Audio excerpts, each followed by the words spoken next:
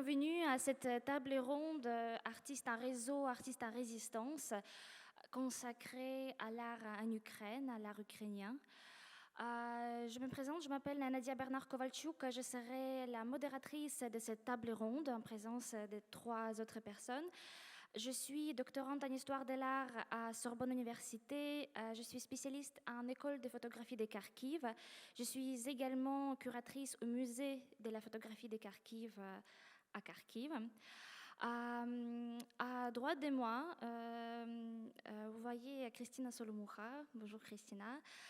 Vous êtes née en 1971 à Kiev, en Ukraine. Vous êtes une artiste plasticienne vivant et travaillant en France. Vous enseignez à l'École nationale supérieure des arts décoratifs de Paris et à l'École européenne supérieure d'art de Bretagne de Rennes. Vos installations, dessins et vidéos ont été largement exposées en France et à l'international. Vos œuvres font partie de nombreux fonds régionaux d'art contemporain en France. Nourri par l'intérêt pour l'anthropologie et l'histoire, votre travail questionne la dimension politique et sociale des images et prend souvent une forme collaborative. Depuis l'escalade de la guerre en Ukraine, vous et votre association La Maison de l'Ours avez mis en place de nombreuses actions pour venir en aide aux artistes et étudiants en art ukrainien. Ensuite, vous avez Alexandra de Viverois qui est présente également à cette table ronde. Alexandra est une galériste parisienne. Depuis plusieurs années, vous représentez les photographes dans des mouvements les plus marquants de l'art contemporain ukrainien, l'école de photographie des Kharkiv. Et nous avons eu l'occasion de travailler ensemble avec vous sur l'exposition Storytelling des Kharkiv, les voix singulières, dont j'avais l'honneur d'être la commissaire d'exposition et qui avait lieu dans votre galerie en 2019. Depuis 7 ans, votre engagement en faveur de la promotion des photographes de l'école des Kharkiv n'a pas faibli. En automne 2021, avant même que la guerre commence, vous avez présenté la série Évasion de Timoshenko, réalisée par Sergei Lebedinsky et Vladislav Krasnochok à Paris Photo, dans les sélections Curiosa. Un mois après le début de l'invasion de l'Ukraine par la Russie, vous avez organisé en urgence une exposition caritative avant de soutenir les artistes, qu'ils soient en danger ou en exil. Et tout aussi en urgence, vous avez pris la décision de participer à la foire Photo London afin de sensibiliser le public européen au patrimoine et création artistique contemporaine en Ukraine. Et enfin, nous avons aussi pour notre table ronde Tatiana Jouravlova. Bonjour Tatiana. Vous êtes une chercheuse au sein de l'équipe d'Emezery, projet de l'Université Paris 1 Panthéon-Sorbonne, soutenu par le Conseil européen de la recherche dans le cadre du programme de l'Union européenne pour la recherche et l'innovation Horizon 2022. Entre 2018 et 2020, vous étiez boursière de la Terra Foundation for American Art Research and Teaching et chercheuse associée à l'unité de recherche Histoire des arts et des représentations de l'Université Paris-Nanterre et le laboratoire de recherche sur les cultures anglophones de l'Université Paris-Diderot. Vos recherches portent sur l'art et culture visuelle américain du XXe siècle, cartographie et imaginaire spatial, guerre et violence dans l'art, exil, migration et éthique des populations. Vous avez réalisé de nombreuses publications et notamment vous êtes auteur de l'article The Non-Identity Problem in Contemporary Belarusian Art, publié dans The New Narratives of Russian and East European Art Between Traditions and Revolutions. Donc, bonjour à toutes et à tous. Merci d'être présents pour cette table ronde. Je voudrais quand même remercier également l'INACHA et notamment son directeur Eric Deschassés pour avoir initié et conçu cette programmation des 4 tables rondes dans le cadre du Festival d'histoire de l'art en soutien de l'Ukraine. Je voudrais également remercier Fabien Lacouture et Stéphane Gessler pour leur soutien dans l'organisation de cet événement. Depuis le début de l'invasion russe de l'Ukraine, les artistes, comme tous les autres professionnels de l'art et de la culture, se sont retrouvés en première ligne. Certains se sont engagés dans l'armée ou dans la défense territoriale. D'autres sont actifs dans des associations humanitaires. Je pense particulièrement à Stanislav Turina, qui, avec des collègues, payait les insuffisances des services infirmiers de l'hôpital psychiatrique de Kiev. Certains se sont retrouvés en danger imminent dans les villes intensément bombardées. D'autres ont péri en documentant les atrocités commises par les Russes sur le sol ukrainien. Je pense notamment au photojournaliste ukrainien Max Levin, tué dans la région de Kiev, ou le cinéaste lituanien Mantas Kvedaravičius, mort dans Mariupol assiégé. Aujourd'hui, comme tant d'autres fois dans l'histoire, la culture ukrainienne est poussée par l'impérialisme irrédentiste agressif de la Russie dans la silence. La silence des films non réalisés, des musées pillés, des livres non écrits, des expositions qui n'ont jamais ouvert des portes, des catalogues qui n'étaient pas publiés. Et pourtant, avant même l'arrivée de la guerre, la société ukrainienne vivait un phénomène appelé la renaissance culturelle ukrainienne post-Maïdan. Maïdan, qui était un événement sans précédent, a changé énormément de choses en Ukraine. C'était un événement qui renforçait la société civile en Ukraine, la conscience politique de la population, les nouvelles institutions culturelles qui étaient mises en place. Je pense notamment à la Fondation pour la culture ukrainienne et l'Institut ukrainien, tandis que d'autres ont pris un élan sans précédent. Maïdan a marqué durablement les pratiques artistiques également, mettant au centre des réflexions des artistes les questions politiques, identitaires et mémorielles. Le but du monde libre de la guerre et de la tyrannie aujourd'hui est de montrer que nous avons tiré les leçons du passé et faire sorte que cette renaissance ne soit pas fusillée à nouveau, comme cela s'est passé avec la génération des artistes et des scientifiques ukrainiens dans les années 30, sous le régime stalinien. Combattre le silence est le devoir de ceux qui ne combattent pas la tyrannie avec les armes. Résister au silence, c'est défier la propagande qui agisse dans les zones sombres de l'ignorance. Nous avons réuni aujourd'hui donc pour cette table ronde les personnes qui peuvent témoigner des actions qui étaient mises en place d'ores et déjà en faveur et en soutien de la culture ukrainienne, son patrimoine et création actuelle en danger, sur les réseaux de solidarité tissés entre les différents acteurs du secteur culturel. Et je donne la parole en premier lieu à Christina Solomoucha. Madame Solomoucha, pourriez-vous nous parler, s'il vous plaît, des initiatives que vous avez mises en place, entreprises depuis le début de la guerre avec votre association? Voilà, merci.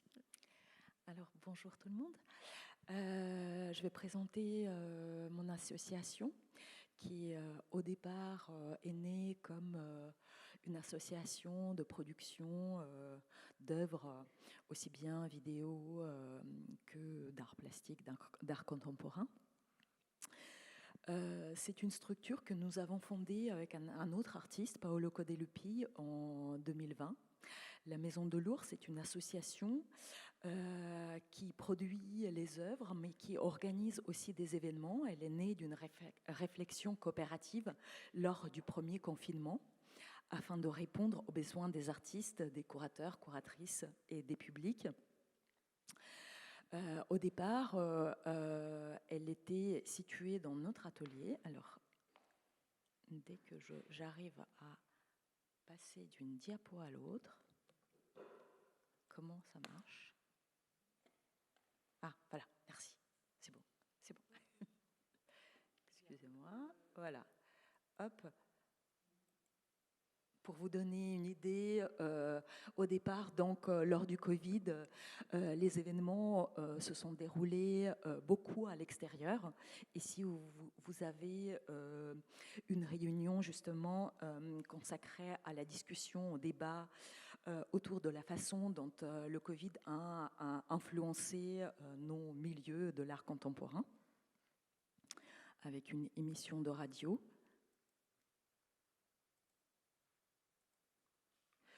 Je vous donne quelques images pour vous situer un tout petit peu le lieu et puis les thématiques que nous avons abordées, par exemple avec cette exposition qui s'appelait « Langue maternelle », qui connectait des questions qui lient le langage et la famille, les lieux géographiques et la façon dont on appartient à une géographie. Vous pouvez aussi voir à quel point le lieu est modeste. Ici, avec l'œuvre de Kateryna Radchenko. Bon, c'est un petit. Ou une invitation formulée au groupe Beyond the Post-Soviet. Encore une fois, avec une réunion à l'extérieur. Assez rapidement, donc, en février 2022, nous avons pensé à agir. Nous nous sommes posé la question comment faire de sorte que la voix des artistes ukrainiens puisse résonner, puisse avoir une place dans l'espace de l'art contemporain français. Et ensemble, avec d'autres collectifs, dont Beyond the Post-Soviet et Initiative for Practices and Vision of Radial Care, nous avons organisé des événements comme cette assemblée exceptionnelle en solidarité avec l'Ukraine au Centre Georges Pompidou. Là, je vous montre quelques images pour situer un peu ces événements. Ou bien la soirée spéciale rencontre avec les photographes de l'Ukraine qui était organisée en collaboration aussi bien avec la Maison européenne de la photographie, avec le CNAP, avec le Ville de Paris, la Fondation des artistes, mais aussi et surtout avec le festival Odessa Photo Days et sa directrice Kateryna Radchenko. Nous avons participé également à une revue qui s'appelle Revue 02, qui est un magazine de l'art contemporain, dans laquelle les images de travaux des artistes et des photographes ukrainiens étaient publiées. Bon, ça c'est encore la MEP.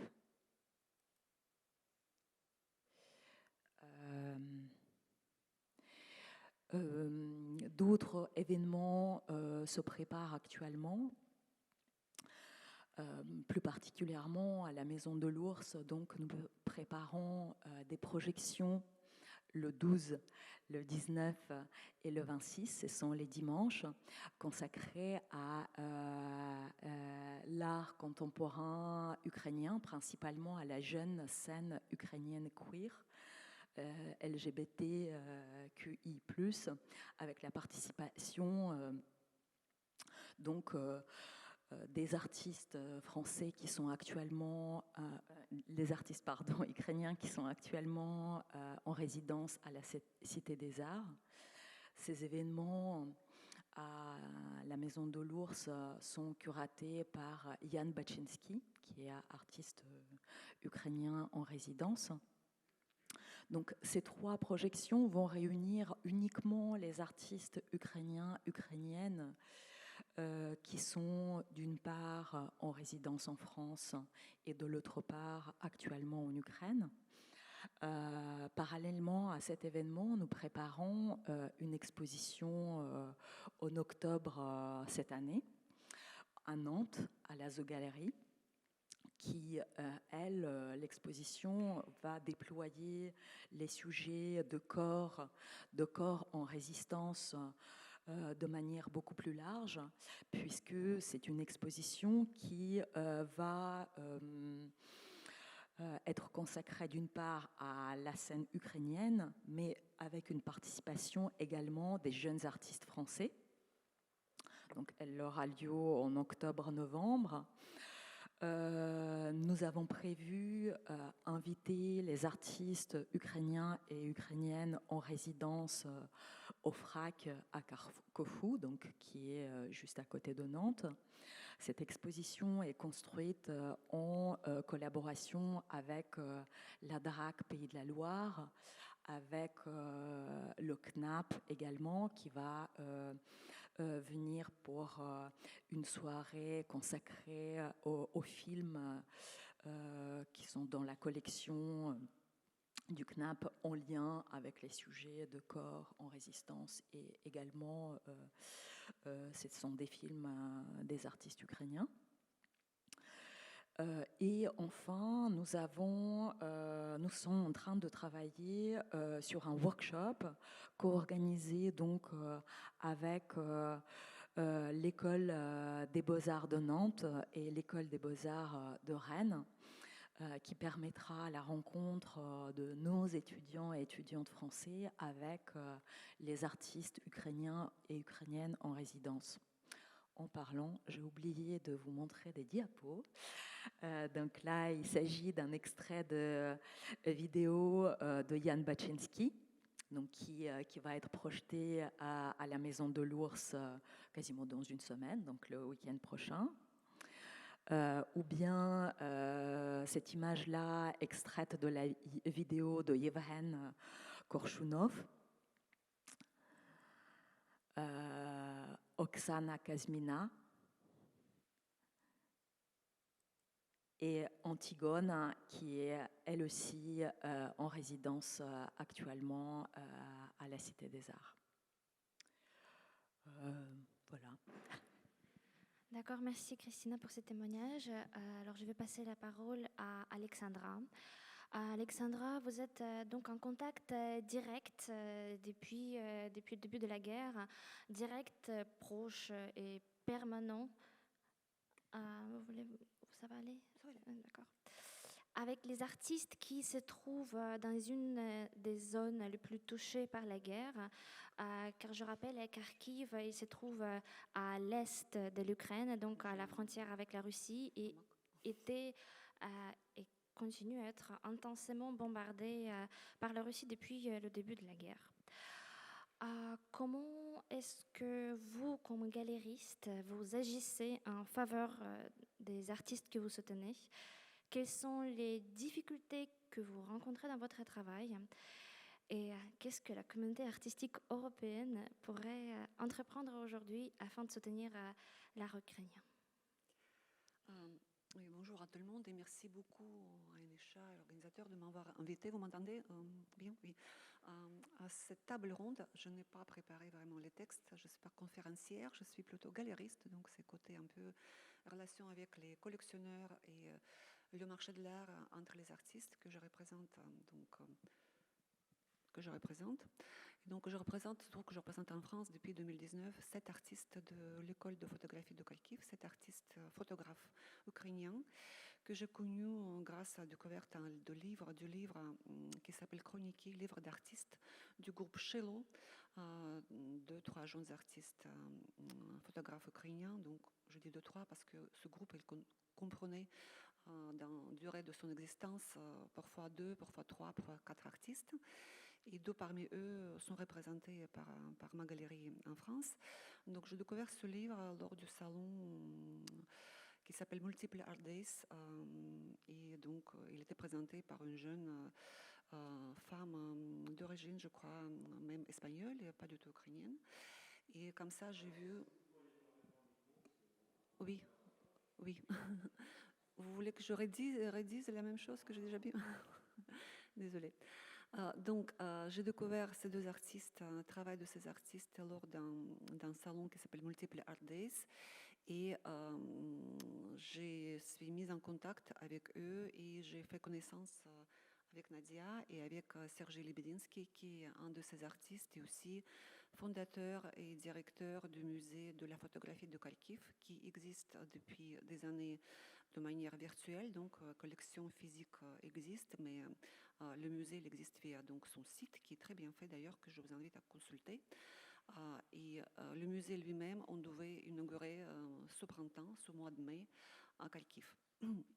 Donc, depuis 2019, on a commencé à travailler avec des artistes et la première exposition s'était organisée en novembre en parallèle avec le salon Paris Photo à Paris et qui s'appelait, comme Nadia a déjà évoqué, les récits de Kharkiv, voix singulière. Les artistes sont venus de Kharkiv à ce moment-là, avec aussi conservatrice du musée Alexandra Osacha et Nadia Kovalchuk, qui aussi, donc conservatrice de ce musée, était aussi présente.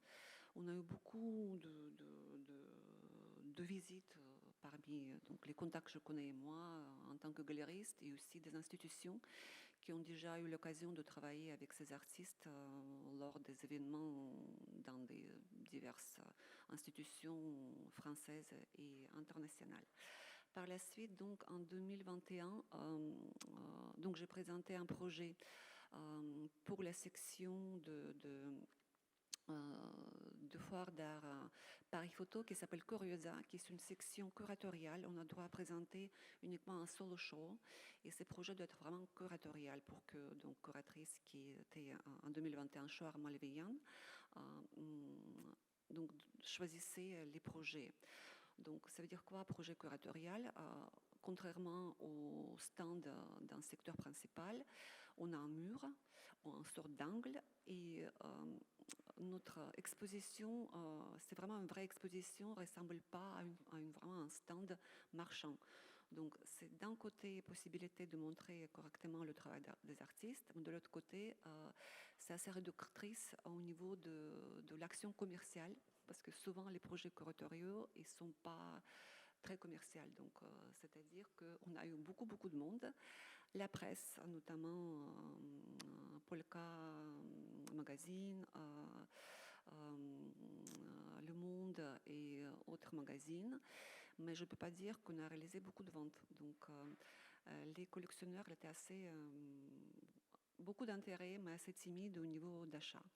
Donc ce qui quand même un peu met en danger les actions suivantes qui pourraient être entreprises pour la promotion de ces artistes, parce que participation à des foires, c'est quelque chose qui est assez coûteux.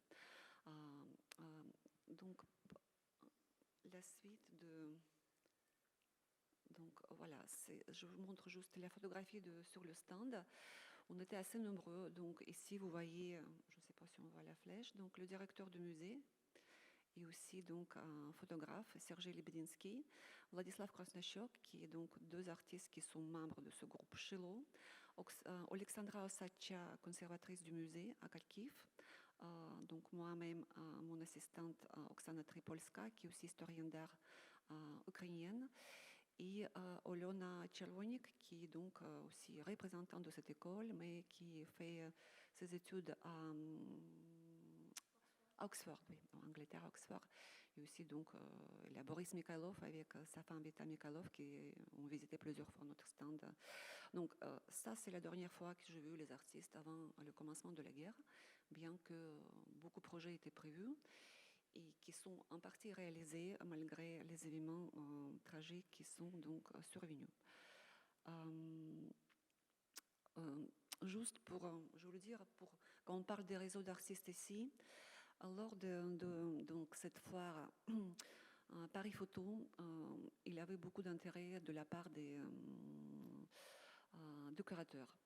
Et un d'eux, déjà avant le commencement de la guerre, m'a demandé est-ce que Alexandra, tu vois que conflit est peut-être imminent, ce qui n'était pas en fait ni pour moi ni pour mes artistes ukrainiens était évident. On ne pensait pas vraiment que ça pourrait se produire, mais voilà.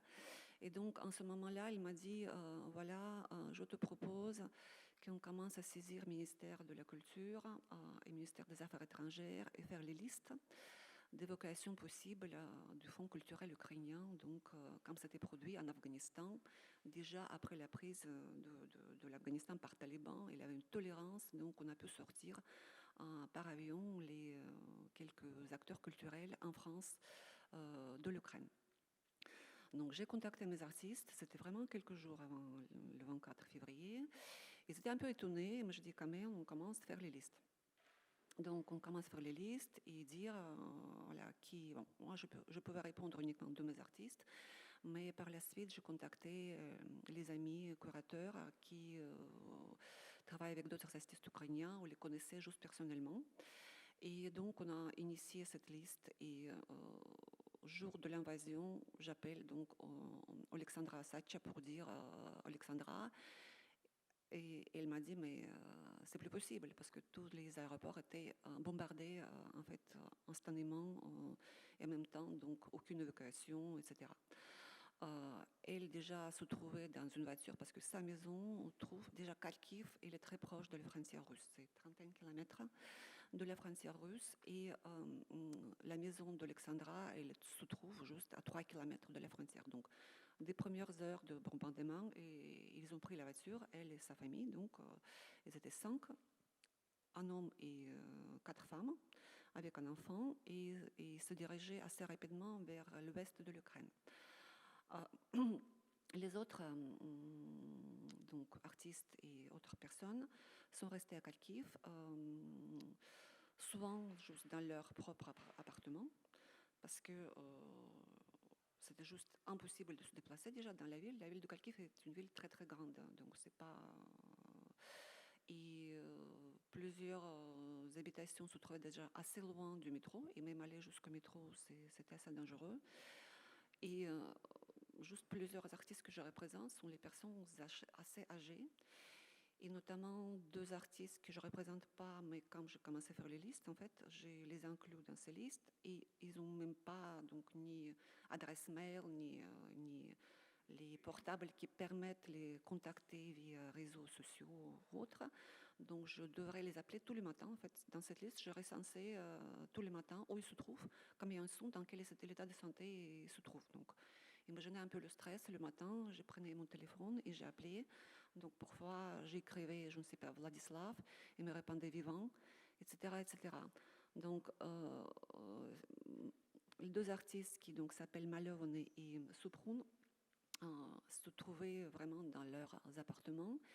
Ils refusaient de partir parce qu'avec eux se trouvaient tous les archives, toute la vie de travail, uniquement les collections privées de ces gens-là, parce que souvent ils collectionnaient juste la photographie contemporaine du XXe siècle ukrainienne ou autre chose. Donc, Roman Petkovka, qui est un de mes artistes, il était amené par la directrice du musée de l'art contemporain de Kharkiv dans un sous-sol où se logeaient pendant quelques semaines autour de 30 d'artistes avec leurs familles, leurs enfants. Et donc, quand je les ai appelés, ils me disaient, Alexandra, ne vous inquiétez pas, nous sommes très forts, on est bien aménagés. Donc, ils m'envoyaient des photos. Et on fait des sortes de conférences, mini-conférences, Artist Talk, tous les soirs. On est fort, ne vous inquiétez pas. Donc, un des artistes dont la mère est atteinte de maladies assez graves et il ne pouvait pas être déplacé, il reste toujours chez lui. Et donc, Vladislav Krasnachuk, par exemple, se trouvait même pas en sous-sol, mais dans une sorte de couloir avec son enfant de 2 ans. Et il me répondait parfois juste avec les mots, comment dire, un peu implicites, donc, à mes questions, comment ça se passe. Donc, pour dire que ces relations et ces contacts étaient très, très émotionnels et beaucoup d'inquiétude, bien évidemment, de ma part, et beaucoup de courage et de résistance montrée de la part des artistes. Donc, Roman Petkovka, comme je dis, comme il se trouvait au sous-sol de Centre Remilov, qui est musée de l'art contemporain de Kharkiv, au bout d'un moment, en fait, ils étaient inondés. Ils ont dû quitter leur refuge et ils m'ont dit, voilà, il était vraiment très courageux et très encourageant par ses réponses en écrit et en oral. Mais à bout de moment, il m'a dit, priez pour nous, on va à la gare. Parce que juste traverser la ville pour aller à la gare, c'était toute une vraiment aventure. Et donc, comment c'était organisé, juste en 2 mots. Il faisait froid, toujours début mars, il faisait très froid d'ailleurs à Kharkiv à cette période-là. Il avait la queue d'autant de 5 heures pour accéder au quai de gare. Il n'avait pas de basculade, donc les gens faisaient la queue de manière très organisée. Il avait la queue séparée pour les femmes avec les enfants, mais ça peut, donc en fait, on peut accepter uniquement une femme avec un enfant. C'est-à-dire que la famille, par exemple, de Krasnachok avec son enfant de 2 ans, où il avait sa sœur, donc la mère de son fils et la mère de donc, la grand-mère, ils ont dû faire la queue pour 5 heures, pendant 5 heures pour accéder donc, à cette quai. Et après, situation était tellement dégradée que les gens commençaient à partir, même en voiture, ce qui était avant cela assez dangereux parce que les routes étaient régulièrement bombardées. Voilà, donc en faisant, je veux dire juste 2 mots de la personne qui s'appelle Alexandra Ossadchak, qui est conservatrice du musée, qui a travaillé avec moi depuis des années aussi. On a fait les textes ensemble pour candidature de la foire, notamment pour Paris Photo et autres choses.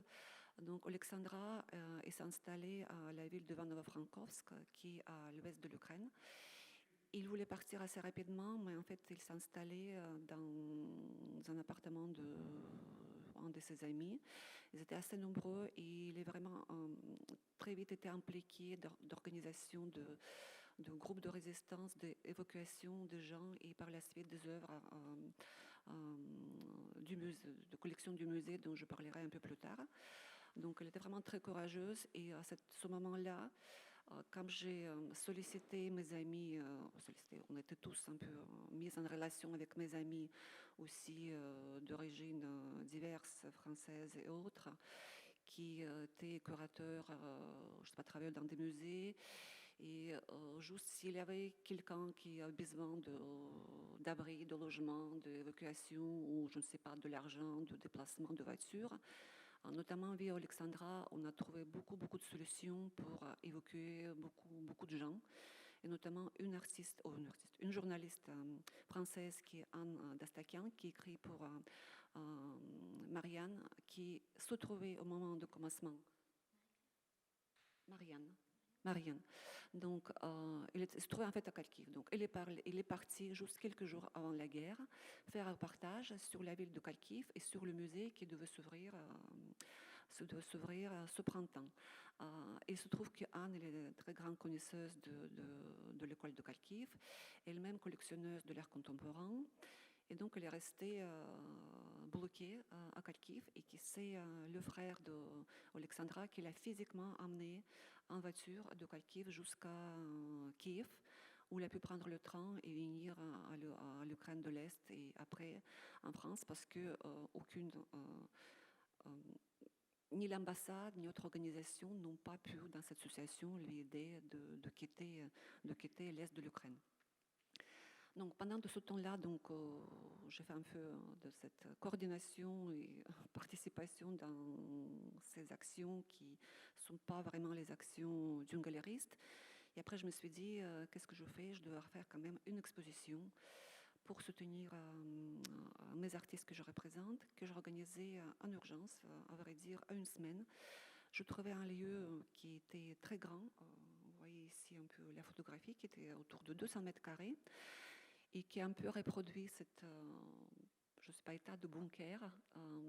C'est dans le 5e arrondissement et appartient à une entreprise de production de cinéma. Elle avait des très grandes salles qui m'a été finalement même prêtée gratuitement. Donc, c'était la question que je le loue, mais après, propriétaire, il a appris pour quel but je fais cette exposition, parce que le but était vraiment de reverser tous les résultats, même pas résultats, mais tout l'argent que je peux récolter par la vente des œuvres, et aussi par des livres d'artistes édités par le musée aux artistes, et aussi aider le musée de Kharkiv à l'évocation de leurs archives de la ville. Donc, il y a juste quelques images de l'exposition.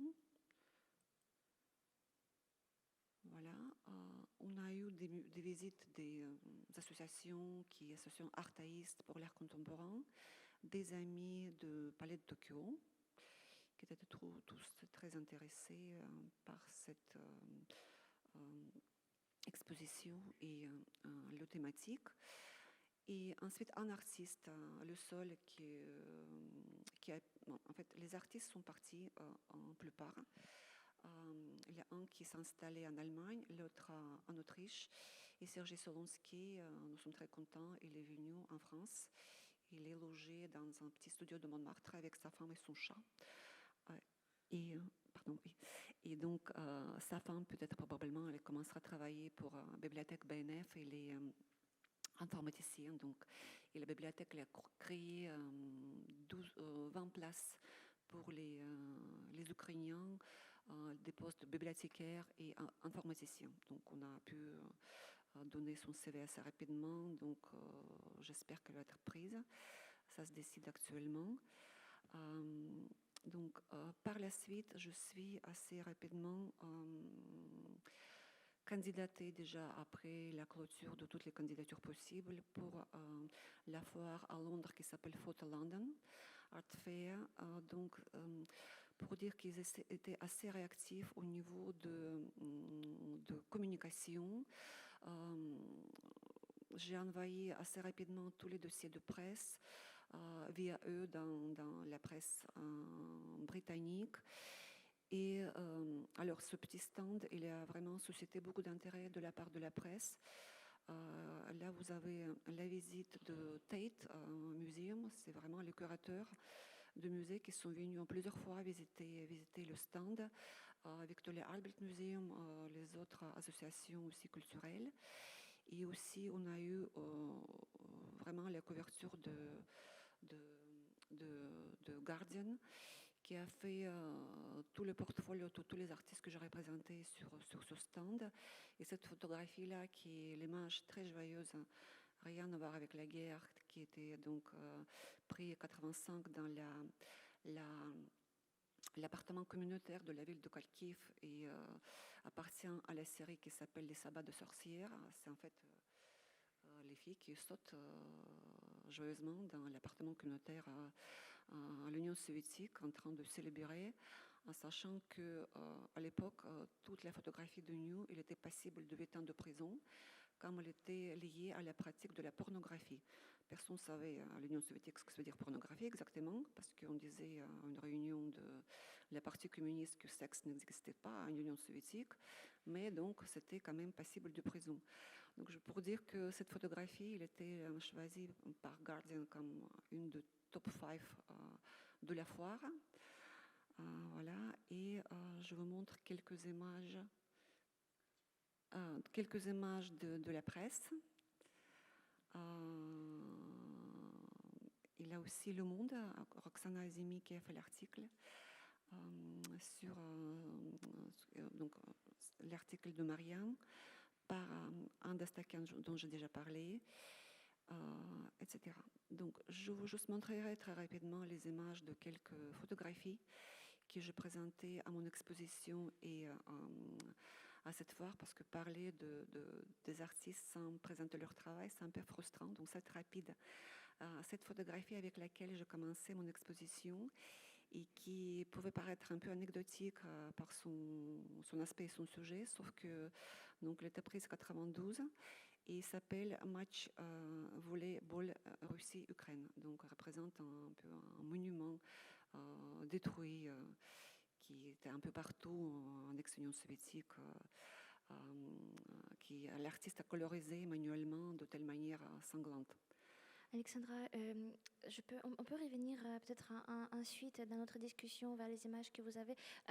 Je me permets juste de passer.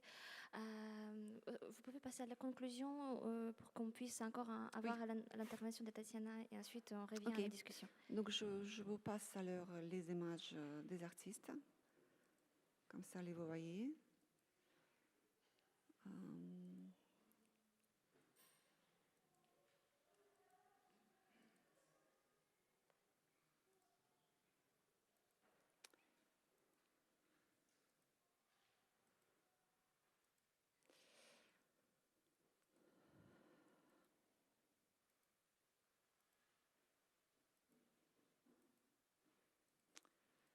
Et je dirais juste,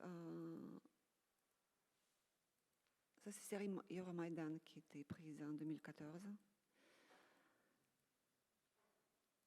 Donc ça, c'est évacuation des archives du musée de photographie de Kharkiv, à Kharkiv. D'accord. Je vais peut-être dire quelques mots sur l'évacuation des collections du musée, puisque je les suivais aussi de près. Alors effectivement, comme Alexandra a mentionné, peut-être la chose la plus dure pour évacuer les archives consistait en fait de demander des bénévoles en fait prendre ces dangers, de traverser la ville sous les bombardements totalement aléatoires, aller récupérer les archives, les œuvres et de les expédier en fait d'abord à Kiev et ensuite à Lviv. C'est vraiment en fait un choix, si vous voulez, c'était une question un peu éthique, humaine, de demander des personnes de s'exposer à ces dangers qui peuvent être mortels pour aller sauver les archives et les œuvres qui aujourd'hui, heureusement et grâce au soutien des quelques fondations internationales ont pu être expédiées en Allemagne et qui ont pu être emballées et nous attendons encore les tranches avec les bourses qui nous ont été accordées pour conserver les archives et les photographies en attendant qu'on va pouvoir les réexpédier à Kharkiv et ouvrir enfin notre musée qui était effectivement prévu d'être ouvert physiquement en printemps, voilà, aujourd'hui, si vous voulez. Et pour ajouter quelques jours, 22 février, on était encore en train d'accrocher les lumières dans les espaces d'exposition pour vous illustrer à quel point l'arrivée de la guerre était effectivement impensable pour tout le monde. Je vous remercie Alexandra, je vais passer la parole à Tatiana parce que sinon on ne va pas avoir le temps pour la discussion. On peut revenir à la on pourrait les montrer à la fin. Merci beaucoup.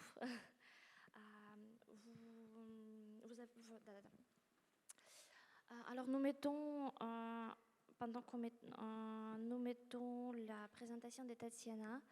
Merci beaucoup Christina. Oui, tout à fait. Alors, je voudrais faire une petite introduction pour la présentation de Tatiana. En fait, j'ai réécouté récemment une table ronde qui s'était née au début du mois de mars entre Vassil Cherepanyan, qui est directeur du Centre de recherche sur la culture visuelle à Kiev, Timothy Snyder, qui est l'historien spécialiste des régimes totalitaires et de l'Europe de l'Est, et Marta Kuzma, qui est professeure à Yale School of Art. Et en essayant de répondre à la question pourquoi cette invasion, pourquoi cette guerre totale qui semblait tellement obsolète et tellement dépassée aujourd'hui, pourquoi est-ce qu'elle est arrivée? Et une des réponses de Vassil Cherepanyan qu'il a proposée consistait en fait que Poutine, il est tout ce qui concerne Maïdan, tout ce qui concerne l'irruption révolutionnaire, car les mécanismes démocratiques de passation du pouvoir sont complètement absents en Russie. Le futur en soi est un tabou, et le fait que Poutine ne régnera pas éternellement est aussi un tabou. Le Maïdan, effectivement, est un exemple du pouvoir civil, civil agency, et d'autres organisations de la société civile.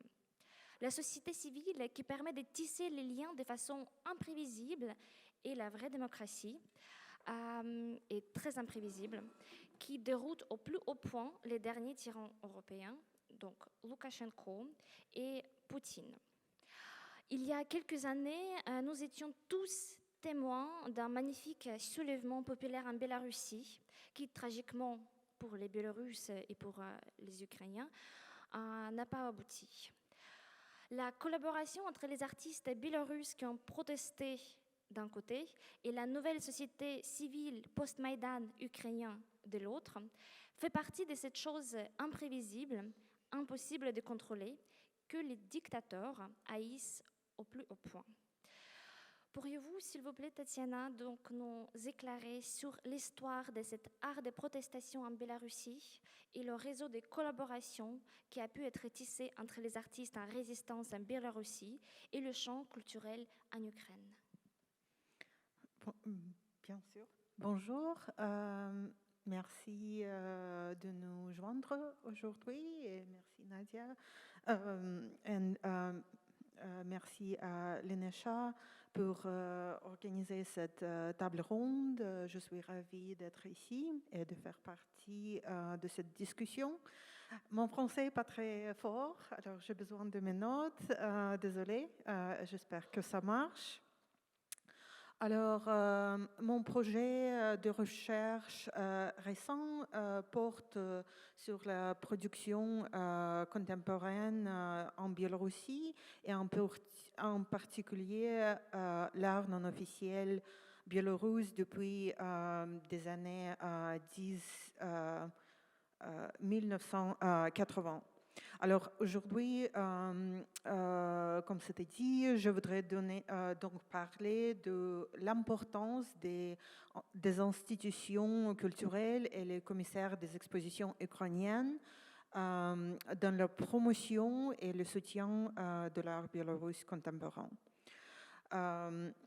Comme c'était dit, la Biélorussie est un État autoritaire gouverné par Alexandre Loukachenko depuis 1994. Et maintenant, Loukachenko est un proche, sinon le seul allié de Vladimir Poutine dans sa guerre contre l'Ukraine. Dans sa guerre contre l'Ukraine. Bien que les troupes belarusses ne sont pas directement engagées dans la guerre, le territoire biélorusse est activement utilisé par l'armée russe pour mener des attaques contre l'Ukraine, en particulier au cours des premiers mois de la guerre. Une grande partie de la population biélorusse, sinon la majorité, est opposée à la participation biélorusse dans la guerre, mais cette participation représente un autre exemple du gouvernement de Loukachenko refusant la volonté du peuple bélarusse.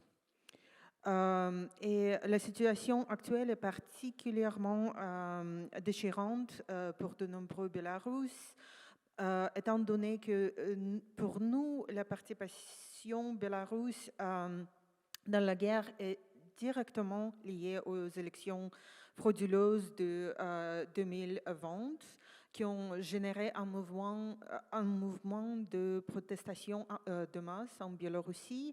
Le mouvement qui n'a malheureusement pas encore rempli sa mission d'évincer Loukachenko du pouvoir.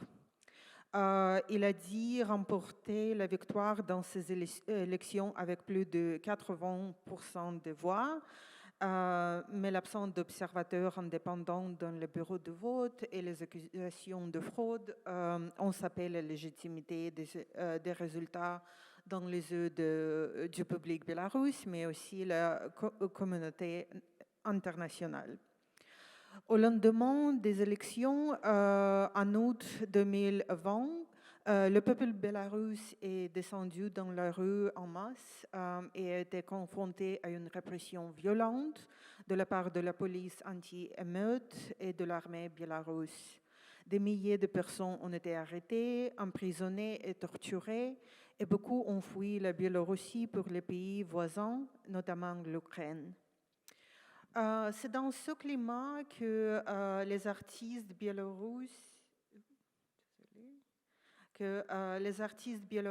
ont créé des œuvres qui abordent les questions de liberté et de démocratie, condamnant la violence du gouvernement bélarusse soutenu par Poutine. Incapables d'exposer leurs œuvres en Biélorussie, beaucoup d'entre eux ont trouvé des occasions d'exposer en Ukraine. En fait, Mystersky Arsenal, un grand espace d'exposition dédié à l'art contemporain à Kiev, a accueilli l'exposition la plus complète d'art contemporain biélorusse à ce jour, intitulée « Chaque jour, art, solidarité, résistance ». Et je veux me concentrer sur cette exposition en particulier car elle représente un exemple sans précédent dans l'histoire de l'art biélorusse contemporain. organisé comme, je cite, un geste de solidarité avec les processus révolutionnaires en Biélorussie. L'exposition a réuni les œuvres de 86 artistes. Et ce type d'événement est impossible dans la Biélorussie de Loukachenko, où la plupart des espaces culturels sont sous le contrôle du gouvernement et les quelques lieux indépendants existants ont été fermés dans le cadre des répressions après 2020. Je vais montrer quelques vues d'installation pour donner une idée de l'exposition et des œuvres. Voici le mur d'affiches qui montre la multiplicité des réponses artistiques en soutien au mouvement de contestation. Parmi eux se trouve Don't Draw, Strike, не рисуй, бастуй, de Vladimir Gramovich. Cette affiche a été créée pour une action de protestation le 13 août qui a réuni plus de 150 artistes qui se sont assemblés dans la rue devant le Palais des Arts à Minsk. En tenant des voiles vides, des toiles vides et des feuilles vierges de papier. Il exige la fin de la violence contre les manifestants, la libération immédiate de tous les prisonniers politiques et l'organisation de nouvelles élections ouvertes et équitables. 2 jours plus tard, des artistes ont organisé une autre manifestation pour montrer la brutalité du régime de Loukachenko en montrant des images de blessures subies par des manifestants. L'artiste Artem Pronin, qui a lui-même été torturé par la police, s'est tenu en sous-vêtements pour montrer des blessures sur son corps. Vous peut-être remarquer le prééminence du rouge et du blanc dans les affiches. Et ce sont des couleurs qui font référence au symbole majeur du mouvement anti-Loukachenko, le drapeau blanc, rouge, blanc. Le drapeau était l'emblème officiel de la République populaire biélorusse qui a existé de 1918 à 1919. Et pendant une période de 4 ans, c'était aussi le drapeau d'État de la République de Bélarus après la proclamation de l'indépendance en 1991. Suite au référendum de 1995 initié par Loukachenko, ce drapeau a été remplacé par un drapeau rouge et vert, presque identique à l'emblème de BSSR, tandis que le drapeau blanc-rouge-blanc est devenu un symbole de l'opposition politique. Au-delà du drapeau, ces couleurs ont acquis une importance particulière dans le contexte des événements récents. Le blanc est associé au brassard d'honnêteté porté le jour des élections pour exprimer la demande populaire d'élections libres et ouvertes. Et cette insistance systématique sur les couleurs et son symbolisme rappelle et aussi en partie est inspiré par l'usage de couleurs dans la révolution orange en Ukraine en 2004. Les fiches font aussi souvent référence à l'autre emblème du mouvement contestataire, le cœur, le poing levé et un V-sign qui représente la coalition des principaux candidats de l'opposition aux élections de 2020. Réunis autour de Svetlana Tikhanovskaya dans le centre. Oui. La coalition a promu les idées de coopération non hiérarchique et de solidarité. à la fois dans son organisation et son langage visuel. Et voici, je vous montre l'emblème de ce mouvement qui était conçu par l'artiste Antonina Slobodchikova. Le symbole a été diffusé en ligne et depuis l'élection est devenu central dans le mouvement de protestation en association avec le slogan « Nous croyons, nous pouvons et nous gagnerons ». Верим, можем, переможем. Pour l'exposition chaque jour, Slobodchikova a révisité son conception de design dans l'installation Requiem for a Dream, qui positionne le signe d'espoir dans le cube noir claustrophobique. Les symboles ici rassemblent des ruines et l'installation produit une sensation de cauchemar avec la vidéo superimposée qui montre le mot violence apparaissant dans différentes langues et un enregistrement audio de la police biélorusse arrêtant violemment des manifestants étudiants. De nombreux artistes présentés dans l'exposition tous les jours ont été arrêtés et emprisonnés en raison de leur participation dans le mouvement de protestation. Par exemple, voici, vous pouvez voir les dessins de Nadia Sayapina qui illustrent son expérience d'être emprisonnée pendant 15 jours. Et voilà. Voici un peu plus. Je veux attirer particulièrement l'attention sur la figure de Sergei Chabokhin, l'un des co-commissaires de l'exposition chaque jour et probablement l'un des artistes contemporains les plus connus de Biélorussie. Il a beaucoup collaboré avec plusieurs artistes et commissaires d'expo ukrainiens ces dernières années, explorant l'expérience partagée de l'existence et de l'identification post-soviétique et post-coloniale. Il a collaboré avec l'artiste ukrainien Nikolai Karbinovich pour l'exposition Все против вас, все против насилия.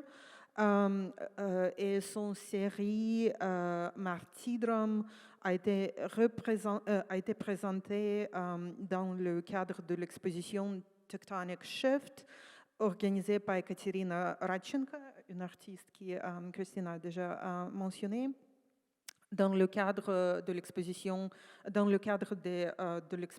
Odessa Photo Days 2021. Tectonic Shift était un site-specific project qui se concentrait sur la notion de transformation sociale et politique dans les pays de l'ancien bloc soviétique. En particulier, il a réfléchi à la manière dont les artistes créent des symboles artistiques comme des actes de communication reflétant sur la situation politique et sociale. L'exposition vise à établir un parallèle entre les processus sociaux et politiques dans différents pays aussi. La pratique de Chabokhin n'est qu'un exemple de la manière dont l'institution ukrainienne sont jouées un rôle important dans la promotion de l'art biélorusse contemporain, le rendant visible auprès du public international. Mais bien sûr qu'il y a beaucoup d'autres exemples que je n'ai pas le temps d'aborder.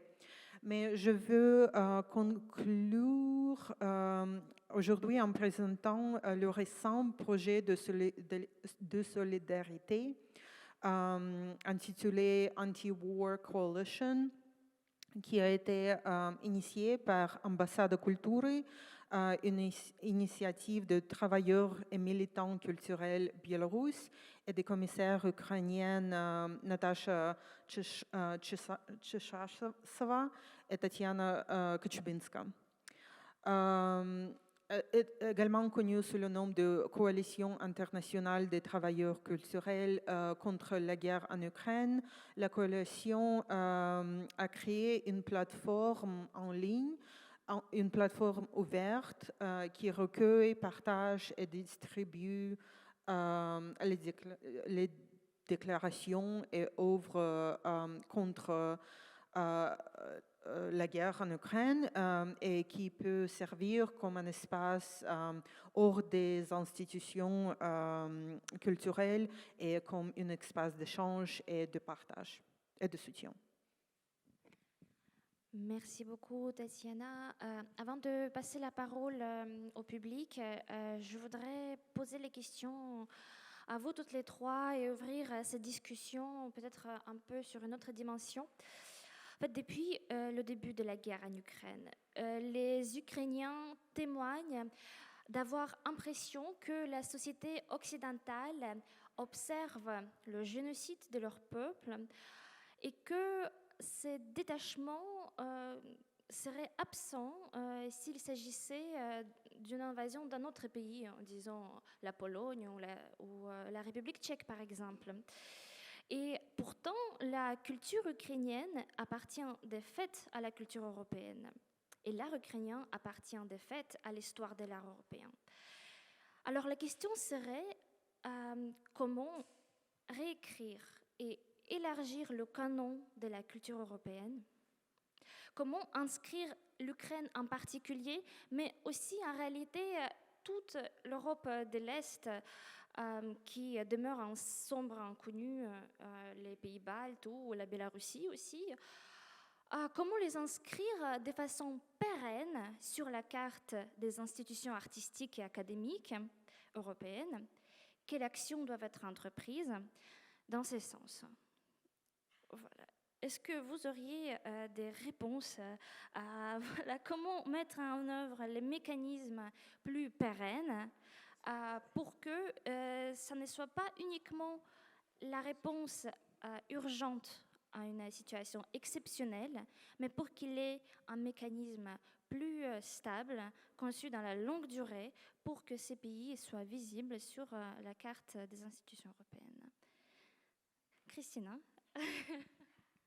Je ne prétendrai pas d'avoir une réponse, mais je pense que ce qui me semble à faire et ce à quoi je m'attelle personnellement, c'est la mise en contact des artistes contemporains français, internationaux, avec, dans mon cas, des jeunes artistes ukrainiens, ukrainiennes, mais aussi des étudiants et étudiantes des écoles des beaux-arts et d'autres écoles de design, de graphisme, de sorte que cette nouvelle culture, cette culture contemporaine puisse se construire dans un dialogue étroit de collaboration et puisse se penser de manière naturelle en pensant aussi, en évoquant aussi, en se souvenant du passé, en s'appuyant sur l'expérience passée et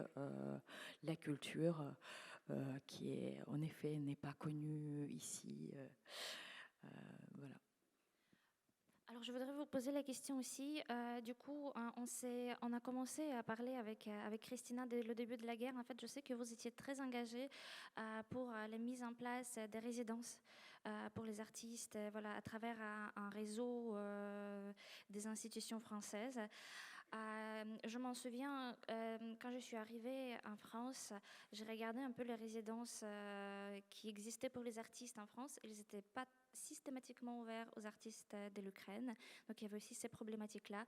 Est-ce que vous pourriez peut-être nommer les problématiques que vous avez rencontrées durant voilà, ce travail pour la mise en place des résidences pour les artistes, voilà, de façon très concrète et pratique? Voilà.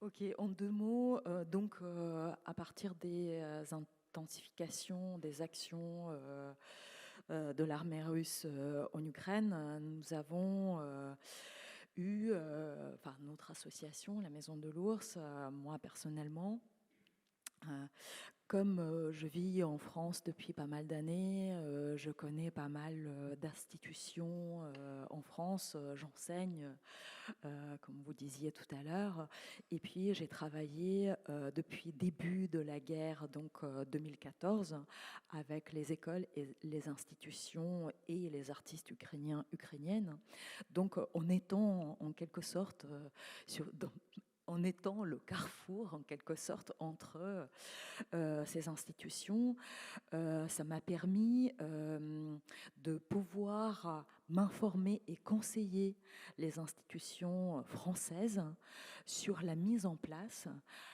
de l'aide pour les artistes ukrainiens et ukrainiennes, aussi bien au niveau des écoles des beaux-arts françaises. Donc la question, c'était comment accueillir concrètement des étudiants et étudiantes ukrainiens, les jeunes artistes, puisqu'il s'agit des jeunes artistes. Donc pour le moment, ce qui était fait, c'est un budget qui a été alloué par le ministère de la Culture à l'accueil. Ensuite, nous avons travaillé au mécanisme de la façon dont ce budget pouvait être donné aux structures, donc à travers DCA, l'association qui regroupe 51 centres d'art français. Donc, du côté des écoles, c'était, alors l'abréviation m'échappe, mais c'est une association qui regroupe des écoles des beaux-arts, qui s'est associée avec Crous et les DRAC, donc les structures qui peuvent acheminer l'argent et le distribuer aux écoles et par la suite aux étudiants et étudiantes. Donc la principale difficulté, c'est comment est-ce qu'on peut penser cet accueil, non seulement par rapport aux artistes étudiants, étudiantes ukrainiens, mais comment est-ce qu'on peut penser cet accueil-là, un protocole en quelque sorte, qui pourrait s'appliquer à des conflits, à des guerres en général, de sorte que ce ne soit pas à chaque fois ce travail acharné qu'on déploie quand on est face à ce conflit. Voilà, je ne sais pas si j'ai bien répondu à votre question. Merci Christina. Est-ce qu'il y a d'autres suggestions? Oui, pour moi, comme historienne de l'art, on peut le dire dans 2 mots, c'est les publications et l'enseignement. Et si je peux élaborer en anglais, parce que c'est un peu plus facile pour moi.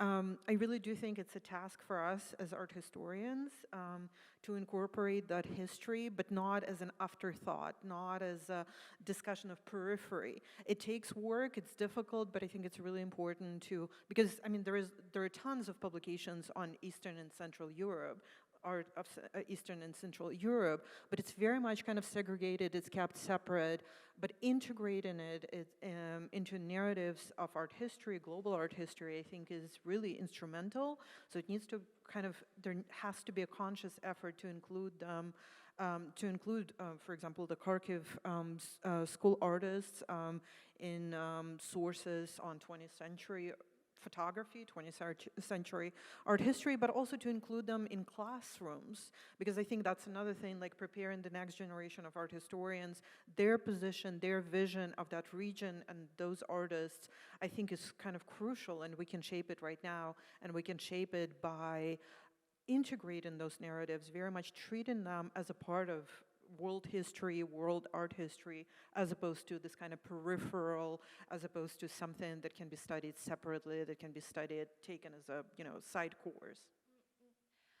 Si je puisse me permettre d'ajouter aux publications et d'enseignement, je pense que le troisième point, ce qui est important, c'est aussi les traductions.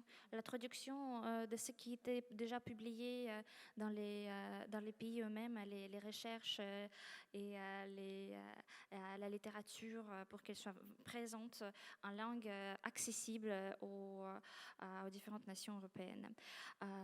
Sacha ?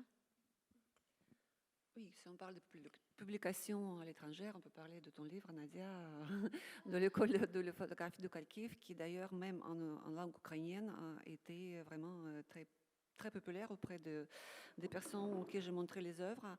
Ils ont souhaité acquérir un livre, même en ukrainien, mais on souhaite véritablement de trouver les fonds pour la traduction de ces ouvrages, parce que c'est une recherche très complète sur l'école de Kharkiv qui n'a jamais été faite. Donc, il y a quelques livres qui existent autour de l'art ukrainien, notamment le livre d'Alisa Loshkina, qui est édité par Nouvelles Éditions Place, qui a été présenté à plusieurs reprises. Et aussi, je pense que c'est très important de montrer les œuvres des artistes ukrainiens, pas uniquement à l'école de Kharkiv que je représente, mais les autres dans les institutions centrales françaises, qui sont pour l'instant assez timides que ce qui concerne l'achat de ces œuvres. Il y a quelques expositions qui ont été initiées, donc notamment dans une association qui s'appelle Apollonia. Il y aura une exposition qui commencera, donc j'ai noté 9 juin jusqu'à 10 juillet, avec le soutien de la région et de grandes institutions en France.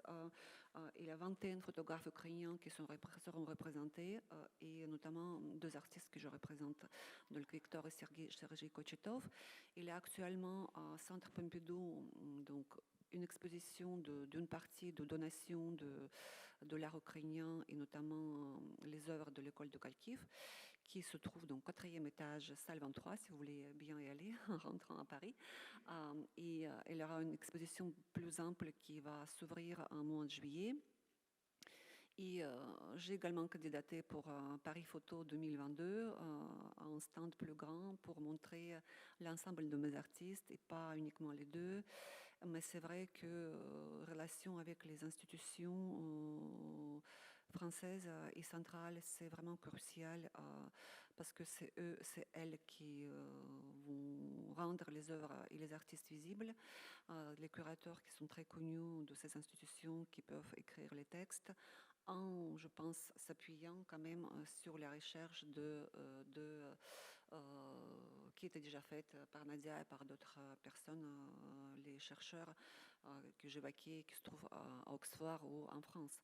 Tu veux que je dise deux mots non, c'est juste j'ai mis les images parce qu'un des artistes qui se trouve toujours à Kharkiv et qui fait les photographies de la guerre, Vladislav Krasnochiok, et ces photographies-là, je pense montrer aussi à Paris Photo prochainement, et quelques institutions aussi européennes sont potentiellement intéressées pour les montrer.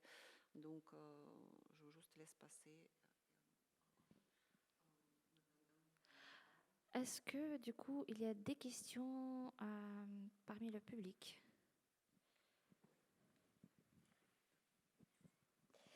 Je voudrais tout d'abord vous remercier de vos interventions, et vous avez personnellement répondu à une de mes préoccupations, quels étaient les ponts qui étaient jetés entre Bélarus et Russie et Ukraine. Vous m'avez répondu, il est évident qu'on a 2 dictatures, on avait 2 dictatures. Alors par contre, je vais vous donner mon point de vue. On focalise sur Poutine, ce qui est normal. Il est au pouvoir depuis 20 ans. J'essaie de prendre un peu de recul. En ce qui concerne la Russie, elle n'a jamais cessé de vivre sous un régime de dictature. Dictature des tsars, on est passé à la dictature prolétaire. Il y a eu une petite interruption, mais avec des gens qui émanaient du système soviétique, et on a quelqu'un qui sort du KGB. Donc pour moi, il y a une continuité extraordinaire.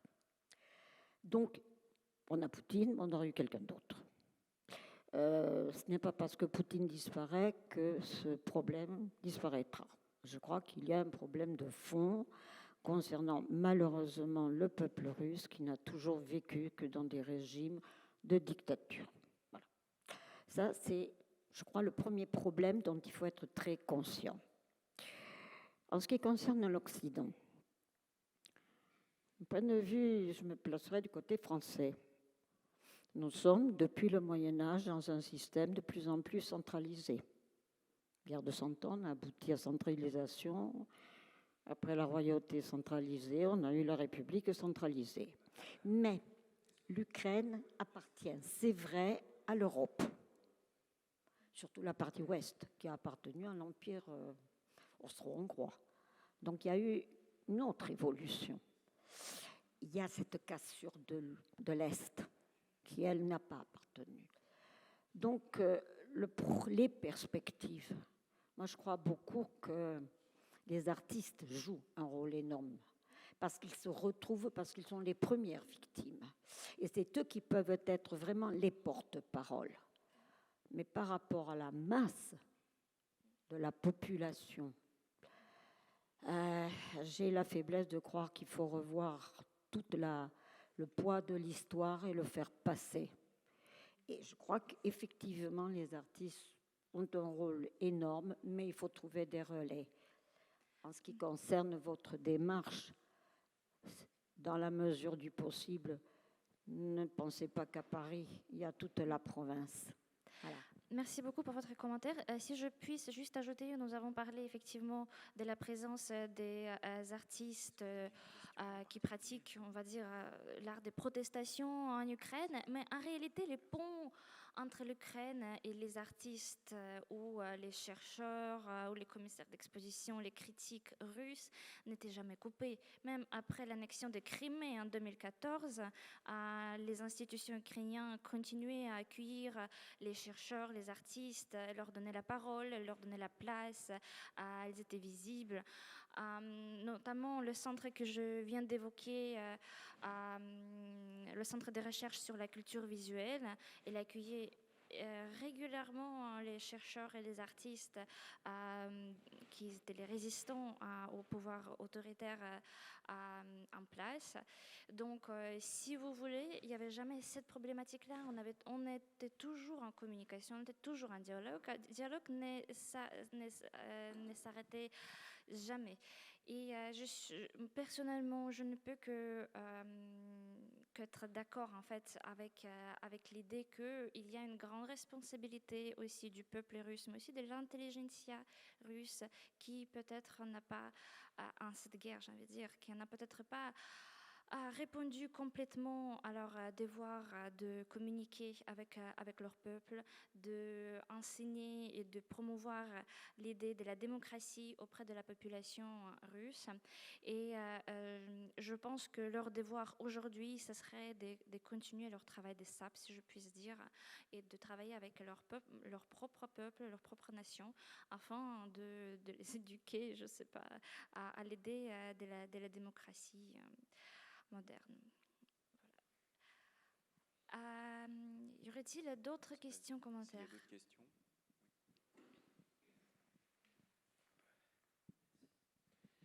Est-ce que vous avez des informations sur la situation dans le Donbass, nouvellement conquis par les Russes, où semble-t-il il y a une volonté de russification très rapide?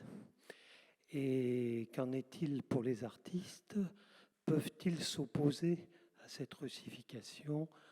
En avez-vous des informations? Alors moi je peux répondre, d'accord. Effectivement, les deux premières choses que les Russes font dans les territoires nouvellement acquis, ils mettent dans l'espace public les symboles de la culture russe. Ils mettent en place les symboles de Lénine, par exemple, qui ne jouent pas ici le rôle de symbole politique, mais de l'emprise culturelle. Il s'agit de Lénine, dans les yeux des Russes et dans l'intention qu'ils ont en remettant en place à nouveau les monuments de Lénine, c'est de montrer que la culture russe est à nouveau ici. Il s'agit en aucun cas de symboles d'une certaine orientation politique, bien évidemment. Et de l'autre côté, effectivement, ils mettent en place tout de suite dans les écoles, la politique des russifications, aussi bien à un niveau, même pas au niveau des langues en fait, parce que Donbass est entièrement russophone, mais au niveau de l'histoire. En fait, c'est surtout l'interprétation de l'histoire qu'on change radicalement et qu'on enseigne différemment aux élèves. Et en plus, il y a l'information comme quoi les vacances d'été seront supprimées cet été pour les enfants, afin que cet enseignement puisse être prolongé et être mis en place tout de suite pour que les enfants puissent intégrer cette nouvelle dogme et nouvelle propagande rapidement et de façon efficace. Dans les conditions actuelles, je pense qu'il ne s'agit pas autant de la résistance des artistes, mais résistance des partisans, la résistance militaire. On peut voir, par exemple, à Kherson apparaître les affiches dans l'espace public où les personnes écrivent « Nous savons quel est votre chemin de garde et attendez, la mort vous attend, les envahisseurs russes ». Voilà les messages qui mettent la terreur aux envahisseurs. Donc, de mon point de vue, la seule possibilité pour les artistes qui sont restés à Donbass, ce serait de rejoindre ce type de résistance militaire, si je puis dire, la résistance des partisans. Il y a d'autres idées? Je ne sais pas s'il y a d'autres questions. Oui. May I ask a question exactly maybe as a Kharkiv common citizen? So usually we associated the phenomenon of Kharkiv School of Photography mostly with the late socialist period or, for example, early 90s period or even some part of the first years of the 20s, of the 2000s. So my question is, how actually the most famous representatives of Kharkiv School of Photography, as Bob Mikhailov, as patriarch of that phenomena, how they react on current situation? Exactly, I'm not talking about posts in Facebook or in Telegram or somewhere there, but through their artistic work. Do they plan somehow to go, for example, to Ukraine to react on that through the artistic and creative work or not? I will try to answer in English. My English isn't perfect, I'm sorry. Boris Mikhailov still didn't responded in an artistic way, if I can say it. I mean, he didn't make any photographic series or didn't make any exhibition. I know that he's from Kharkiv also, and he had his daughter and his grandchildren who lived over there, so it was very difficult for him as well. It was very difficult because he was also included like in Russian art world very seriously. He had strong connections with our Russian art world. Several months ago, he participated in an exhibition in Moscow, I think. Yes. You're welcome. But I know he will have his retrospective exhibition in Maison Européenne de la Photographie in September. And in the frame of this exhibition, of this great retrospective, there will be definitely some talks and meetings with Boris Mikhailov, and I hope he will be able to make some statements in this about the situation. There is not only Boris Mikhailov, there is another case that is maybe even more difficult, that is the case of Sergei Bratkov, who is also one of the main representatives of Kharkiv School of Photography and who lives from 1990s in Moscow, in fact. So he teaches in Rodchenko School of Photography. He's a really big figure of Russian art scene. And we know everyone how it is difficult to take a word and to make a statement in contemporary Russia. Everything that I can say, I didn't see him take any public position, but I saw him like to put Ukrainian flag into his image in Facebook. I think it may be already courageous, like a statement and like a position. For me, it's not enough. Clearly, it's not enough. But at least it can show us what is his position, and I don't know. I can also understand that it is difficult, and I can't imagine myself in his shoes, in his situation, to live in a totalitarian state and to not be able to take a word safely. Bien sûr.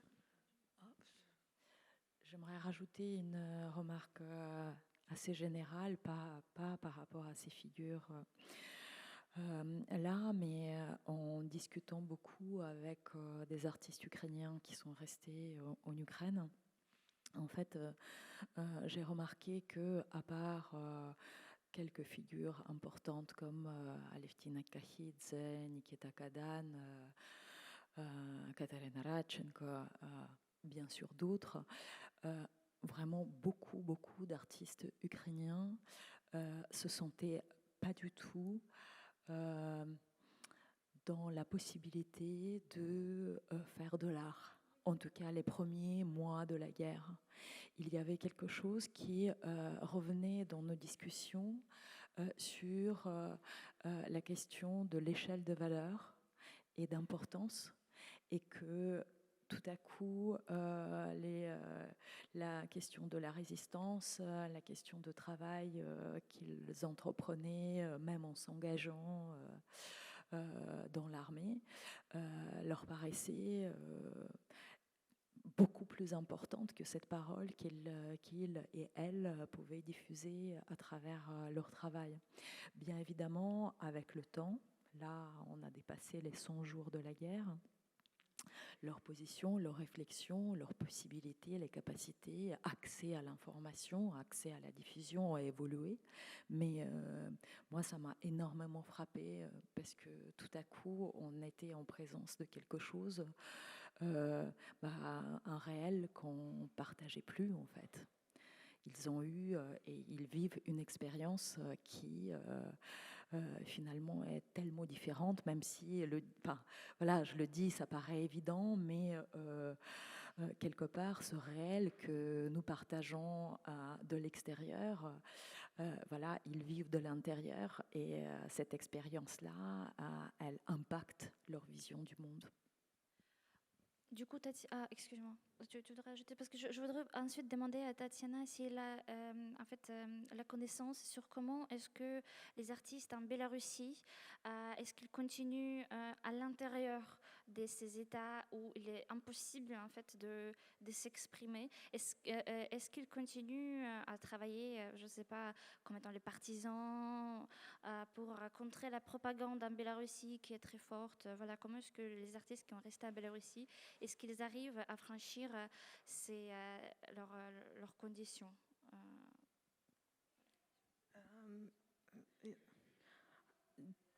So, I mean, it's difficult. It's very difficult. I know a couple artists, so a lot of people left, a lot of artists left in the wake of 2020 and the repression that followed. A lot of artists left and stayed in Kyiv in exile, and of course then followed other Ukrainian exiles to Poland and other places. There are artists who are kind of doing work now that reflects on that experience of kind of double exile.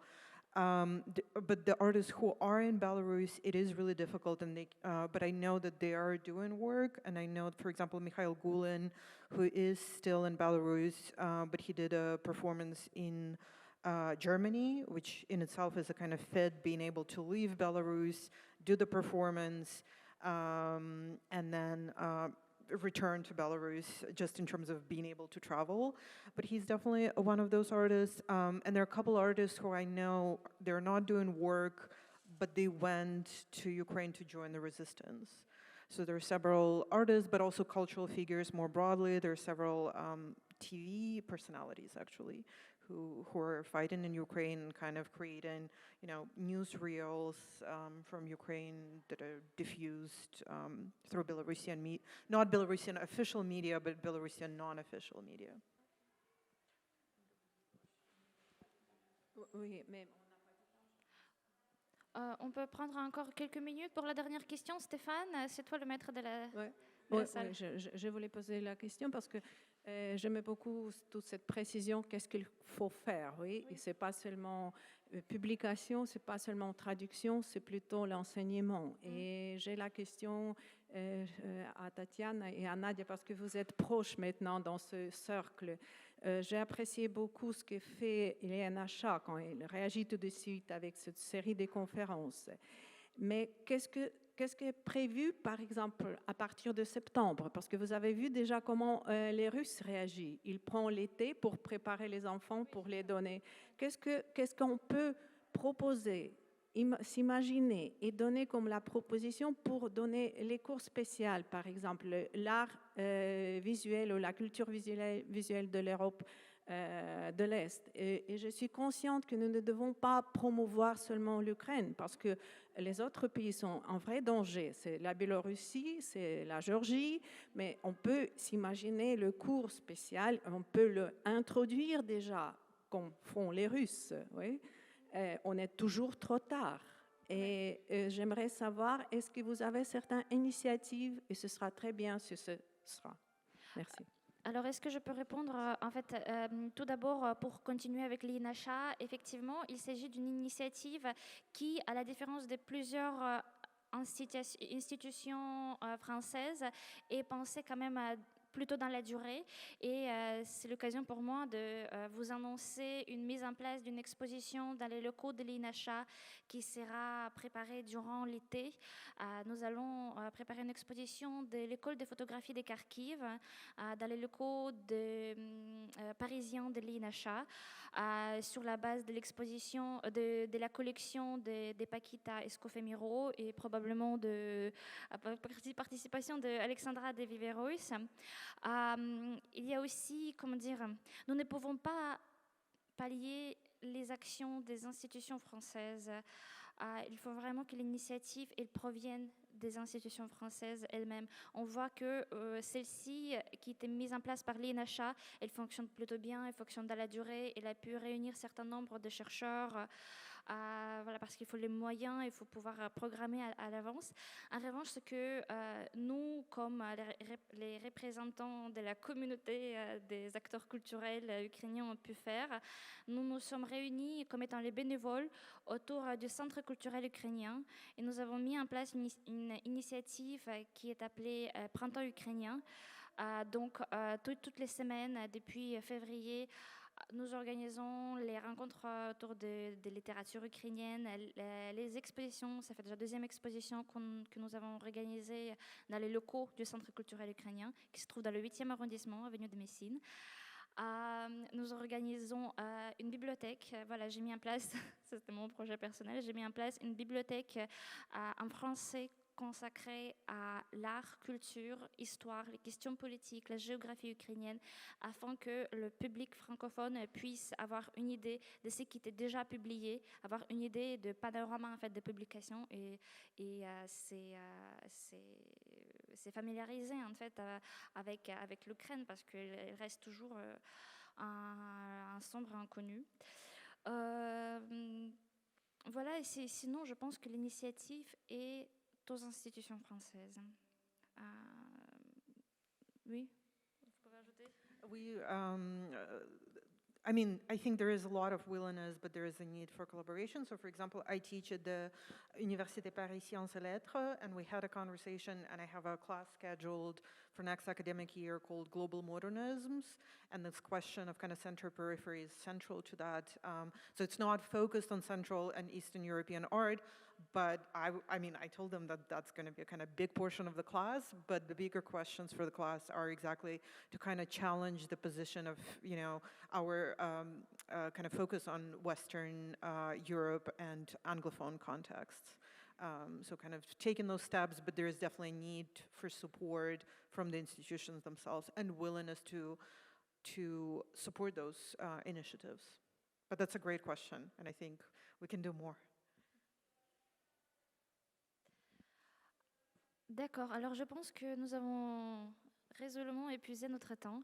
Je remercie tout le monde pour votre participation et votre présence aujourd'hui. Je remercie Alexandra, Tatiana, Christina, Stéphane, voilà, tout le monde pour votre présence aujourd'hui et votre contribution. Merci beaucoup, parce que c'était vraiment très important aussi de parler de l'histoire de l'art qui s'écrit maintenant. Et je vous invite d'ailleurs à venir, parce que la programmation sur l'Ukraine continue cet après-midi à 15h dans la chapelle Saint-Saturnin. Une table ronde portera encore sur l'Ukraine, construction et puissance d'un mythe national. Donc voilà, je vous y invite, ça sera la dernière conférence.